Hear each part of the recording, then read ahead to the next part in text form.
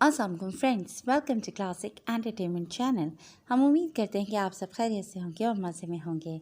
और मैं नाज आज आपके लिए लेकर आ गई हूँ आपका फेवरेट सिलसिलेवार नावल तू ही मेरी जुनूनियत की एपिसोड 29, जिसको आपके लिए तहरीर किया फरवा खालिद ने। तो फिर देर नहीं करते चलते हैं नावल की तरफ। मगर उससे पहले अगर आपने अभी तक हमारे चैनल को सब्सक्राइब नहीं किया तो उसको सब्सक्राइब करें, आइकन बटन दबाएं ताकि हमारी नई और नयारी वीडियोस आपको सबसे पहले देखने को मिले। तो फिर चलते हैं तो ही मेरी जुनूनियत की एपिसोड 29 की तरफ। आपसे ज़्यादा बुज़दिल मर्द मैंने आज तक नहीं देखा, जो एक औरत के सामने अपनी मोहब्बत का इजहार करने का हौसला भी नहीं रखता। आबगी दाऊद की तड़प में ये शख्स मज़ीद इजाफा कर चुका था। वो गुस्से से कहती गाड़ी की जाने बढ़ी थी जब मीराम उसकी कलाई थामता उसे अपनी जानिब खींच गया था और आबगी ने उसके चौड़े सीने से जा टकराई थी। मेरी मोहब्बत पर आज तो सवाल उठाया है, इसके बाद ऐसी गुस्साखी मत करना आबगी ने दाऊद। मेरे दिल में तुम्हारे लिए क्या है तुम कभी नहीं जान पाओगी। दाऊद इब्राहिम से शदीद नफ़रत है मुझे, और उसकी बेटी के सामने अपनी मोहब्बत का इजहार करना मैं अपनी तौहीन समझता हूँ। मीराम ने उसके सामने हकीकत खोलते उसके दिल को लहू लहान कर दिया था। तुम भी मुझसे मोहब्बत नहीं करती आबगी ने दाऊद। ये तुम्हारी मोहब्बत नहीं, तुम्हारी ज़िद है, जो मेरी तरफ से धुतकारे जाने के बाद तुम्हारे अंदर पैदा हुई है।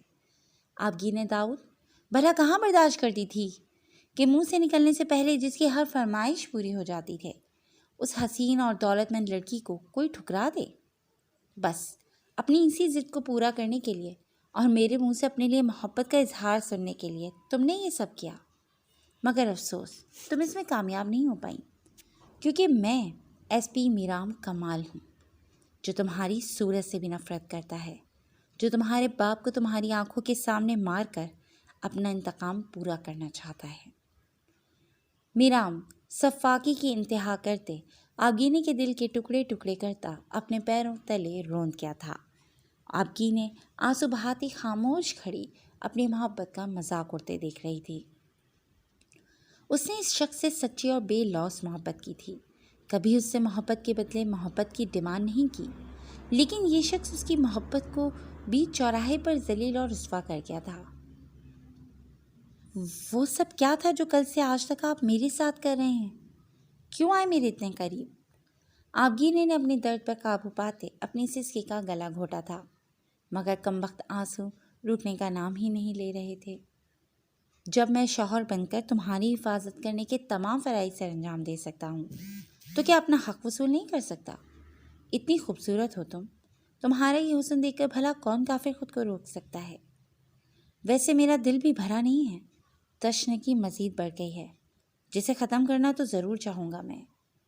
मीराम उस पर झुका तो आबगीने ने उसे खुद से दूर करना चाहा, मगर उसकी मज़ामत मीराम का सामना ना कर सकी। वो इस लड़की को पूरी तरह से खुद से बदगुमान करने का इरादा रखता था, जिसमें वो काफ़ी हद तक कामयाब भी हो चुका था। मुझे नफ़रत महसूस हो रही है आपसे, शदीद नफ़रत। आप वो इंसान ही नहीं हैं जिस वक्त जिससे मैंने मोहब्बत की थी। मुझे एक पल भी नहीं रहना आपके साथ। आबगी ने उसके सीने पर मुक्के बरसाते बुरी तरह टूट कर बिखर गई थी। अपनी मोहब्बत की बर्बादी बर्दाश्त नहीं कर पाई थी वो। उसने सिर्फ इस शख्स का दिल जीतने के लिए खुद को पूरी तरह से बदल डाला था, जिसका क्या सिला मिला था उसे, उसी का दिल तोड़ दिया क्या था।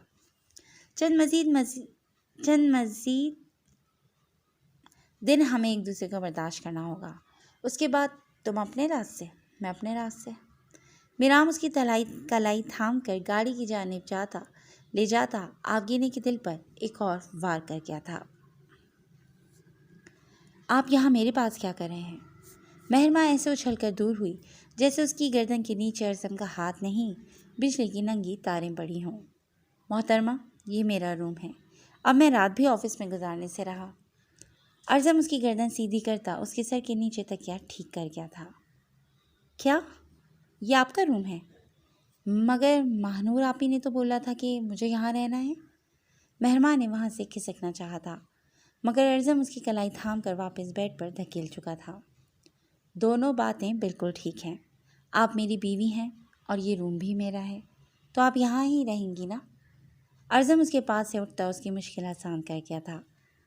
لیکن مہرما اس کے ساتھ ایک کمرے میں رہنے کے تصور سے ہی کانپ اٹھی تھی۔ وہ بنا کچھ بولے بیڈ سے اٹھتی باہر کی جانب بڑھی۔ کہاں جا رہی ہیں آپ؟ ارزم اس کے راستے میں آیا تھا۔ سر پلیز، مجھے آپ کے ساتھ نہیں رہنا۔ مہرما نے نگاہیں جھکائے جواب دیا۔ کیوں نہیں رہنا؟ ارزم نے اس کی سوجی مترنم آنکھوں کو اپنی نگاہوں کے حصار میں لیتے کہا۔ کیونکہ آپ ذمہ دار ہیں میری دادوں کی موت کے۔ آپ نے قتل کیا ہے میری دادوں کا۔ اگر آپ میری وہ سب تصاویر اتنے غلط طریقے سے دنیا والوں کے سامنے پیش نہ کرتے تو یہ سب نہ ہوتا۔ آج میری دادو میرے ساتھ ہوتی۔ مہرما اپنی دادوں کو یاد کرتے ہچکیوں سے روتی سارا الزام ارزم کے سر پر ڈال گئی تھی۔ واٹ ربش! آپ کا دماغ خراب ہو چکا ہے مہرما سکندر۔ اب کی بار اس کی فضول باتوں کے جواب میں ارزم خاموش نہیں رہ پایا تھا۔ یہ پاگل لڑکی الٹی سیدھی سوچوں میں الجھ کر خود کو خواہ مخواہ اذیت دے رہی تھی۔ ارزم نے اسے اپنے مقابل لاتے آنکھیں اس کی آنکھوں میں گاڑ دی تھیں۔ اس کا غصے کی شدت سے لال پڑتا چہرہ دیکھ کر مہرما کی بولتی بند ہوئی۔ آپ کے پاس کوئی ثبوت ہے کہ وہ سب میں نے کیا ہے؟ آپ بنا کسی ٹھوس وجہ کے مجھ پر کیسے الزام لگا سکتی ہیں؟ میں اتنی آسانی سے اپنے قریب کسی کو نہیں لاتا، نہ ہی رشتے جوڑتا ہوں، اور جنہیں دل سے اپنی زندگی میں شامل کرتا ہوں تو انہیں کبھی تنہا نہیں چھوڑتا۔ آپ بھی میری زندگی کا بہت اہم حصہ بن چکی ہیں، تو مجھ سے دور جانے کا سوچیے گا بھی مت۔ آپ کو اب اسی گھر اور اسی کمرے میں میرے ساتھ رہنا ہوگا۔ آپ جو چاہے کر سکتی ہیں، میری طرف سے آپ پر کوئی پابندی نہیں ہوگی۔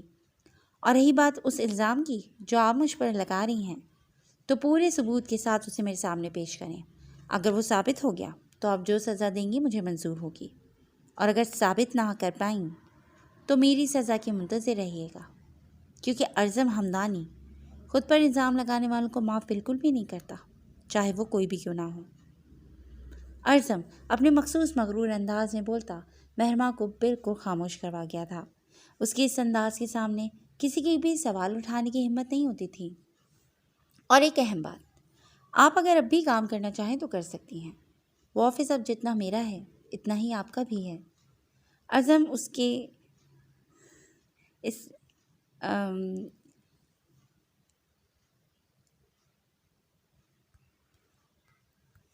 ارزم اپنے سامنے کسی کو بھی بولنے کا موقع نہیں دیتا تھا۔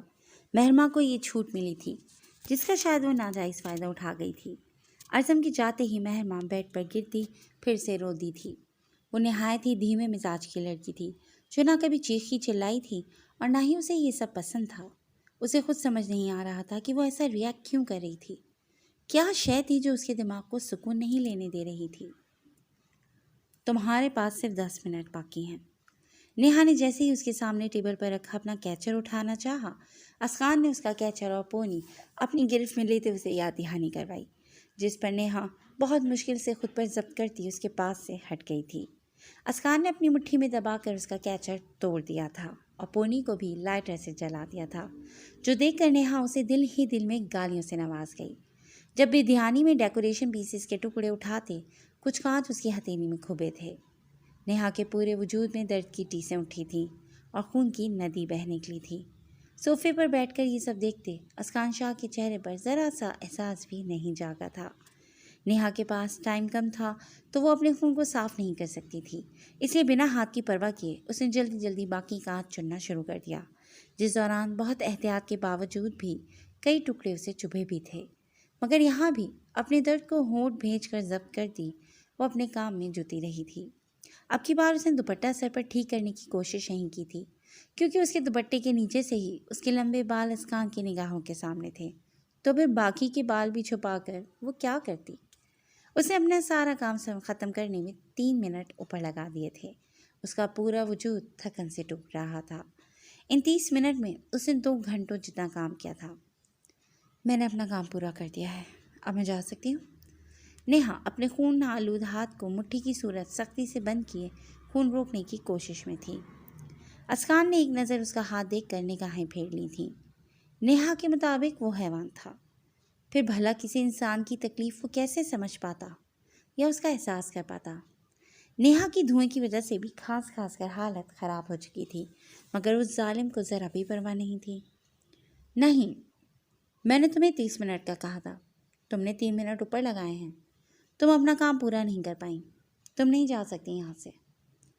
اسکان نے بے رحمی سے بولا تھا، جب ہاتھ میں چبھے کاج کی تکلیف کے مارے نیہا کی آنکھ سے آنسو بہہ نکلے تھے۔ اوہ، کیا ہوا نیہا عالم؟ پہلے ہی دن ہار گئی کیا؟ یا میری ہمدردی حاصل کرنے کے لیے یہ آنسو بہائے جا رہے ہیں؟ کیا تمہیں اب بھی لگتا ہے کہ میں ذرا سا بھی رحم کروں گا؟ تم جو میرے اندر انسانیت جگانے کی کوششوں میں ہو وہ کبھی نہیں کر پاؤ گی۔ تمہاری بہتری اسی میں ہے کہ جو کام کرنے آئی ہو وہ پورا کرو اور ہمیشہ ہمیشہ کے لیے میری نظروں سے اوجھل ہو جاؤ۔ اسکان اپنی جگہ سے اٹھتے بری طرح کھانسی نیہا عالم کے قریب آیا، جس کا چہرہ بالکل سفید پڑ چکا تھا۔ میں نے تم سے کہا تھا اسکان شاہ، نیہا عالم نے ہارنا نہیں سیکھا۔ میں نے تمہارے دیے گئے وقت کے مطابق اپنا کام پورا کیا ہے۔ یہ اوپر کے 3 منٹ وہی ہیں جو تم نے مجھے بلا کر ضائع کیے تھے۔ میں اپنا ہر کام بہت ہی ایمانداری سے کرتی ہوں اور مقابل سے بھی اسی کی توقع رکھتی ہوں۔ نیہا نے بنا ڈرے اسے یاد دہانی کروائی تھی کہ غلطی پر وہ خود تھا۔ مجھے ہر شے بددیانتی سے جیتنے اور بے ایمانی کے ساتھ مقابل کو ہرانے کی عادت ہے، اور ہاں، جب جس شے کی طلب ہو اس خواہش کو دباتا نہیں ہوں، حاصل کر کے رہتا ہوں۔ اسکان سگریٹ پیروں تلے مسلتے بولا اور نیہا کے بالوں میں ہاتھ پھنساتے اسے اپنے قریب کیا۔ ہار مان جاؤ، جو تم چاہتی ہو وہ کبھی نہیں ہو پائے گا۔ میرا دل مر چکا ہے، کبھی انسانیت پیدا نہیں ہو پائے گی اس میں۔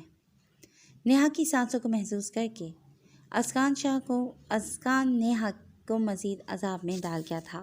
اس کا پورا وجود ہولے ہولے لرز رہا تھا، جبکہ آنکھوں کے گوشے نمی سے بھی بھر گئے تھے، جنہیں باہر آنے سے وہ بہت مشکل سے روکے ہوئے تھی۔ اسکان شاہ کی سانسیں اور داڑھی کی چبھن محسوس کرتے نیہا نے کسمساتے اس سے دور ہونا چاہا، مگر وہ تو جیسے اس وقت نیہا عالم کو پوری طرح اس کی ہار تسلیم کروا کر ہی چھوڑنے والا تھا۔ مگر اس سے پہلے کہ وہ اس پر مزید غضب ڈھاتا، نیہا اس کی یہ بے رحم قربت برداشت نہ کر پاتے اس کی باہوں میں جھول گئی تھی۔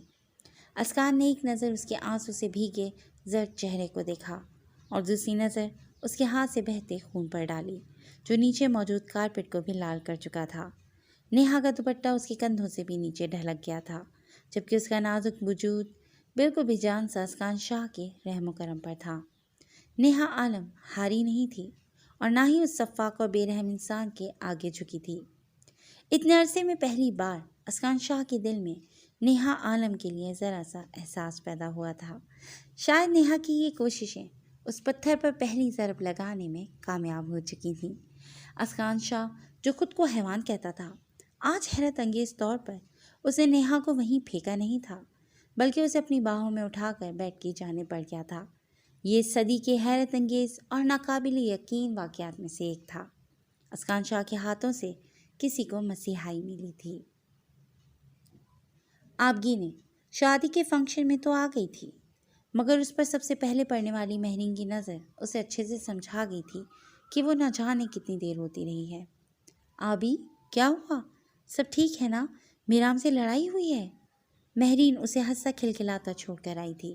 پھر آبگینے کو اچانک کیا ہوا تھا؟ میرام بہت زیادہ غصہ کرنے والا تھا، وہ بہت اچھے سے جانتی تھی، مگر وہ ایک لڑکی کو اتنا رلا سکتا تھا؟ مہرین اس بات پر یقین نہیں کر پائی تھی۔ وہ آبگینے کو لوگوں میں لے جانے کے بجائے اندر روم میں لے آئی تھی تاکہ اس کا حلیہ ٹھیک کروا سکے۔ آبگینے گڑیا، بتاؤ مجھے کیا ہوا ہے آپ کو؟ مہرین کے بس اتنے ہی پوچھنے کی دیر تھی کہ آبگینے ان کے سینے سے لگتی پوری طرح سے روتی تھی۔ مہرین اس کو اس بری طرح روتے دیکھ کر اپنی آنکھوں میں بھی نمی اترنے سے نہیں روک پائی تھی۔ جی فرینڈز، آج کے لیے بس اتنا ہی۔ انشاءاللہ بہت جلد ایک نئے ایپیسوڈ کے ساتھ حاضر ہوں گے۔ تب تک اپنا خیال رکھیے گا اور اپنے کمنٹ سیکشن میں ہمیں ضرور بتائیے گا کہ آپ کو یہ ناول کیسا لگ رہا ہے۔ تو پھر چلتے ہیں، اپنا خیال رکھیے گا، ٹیک کیئر اینڈ اللہ حافظ۔